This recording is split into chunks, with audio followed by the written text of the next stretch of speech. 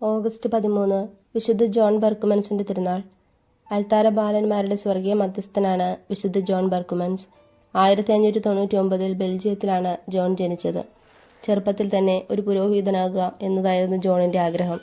ജോണിന്റെ മാതാവിന്റെ മരണത്തിന് ശേഷം അദ്ദേഹത്തിന്റെ പിതാവും 2 സഹോദരന്മാരും ആത്മീയ ജീവിതത്തിലേക്ക് പ്രവേശിച്ചു.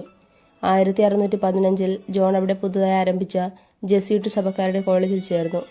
ഒരു സമർത്ഥനായ വിദ്യാർത്ഥിയായിരുന്നു അദ്ദേഹം. മറ്റുള്ള വിദ്യാർത്ഥികൾക്ക് അവരുടെ നേതാവിനെ പോലെയായിരുന്നു.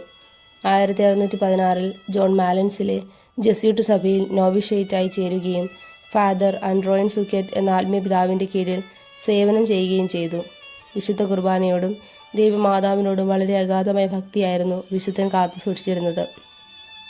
1618 തത്വശാസ്ത്ര പഠനത്തിനായി വിശുദ്ധൻ റോമിലേക്ക് അയക്കപ്പെട്ടു. വിശുദ്ധന്റെ ശുഷ്കാന്തിയും ഭക്തിയും കാരണം അദ്ദേഹം പരക്കെ അറിയപ്പെടാൻ തുടങ്ങി.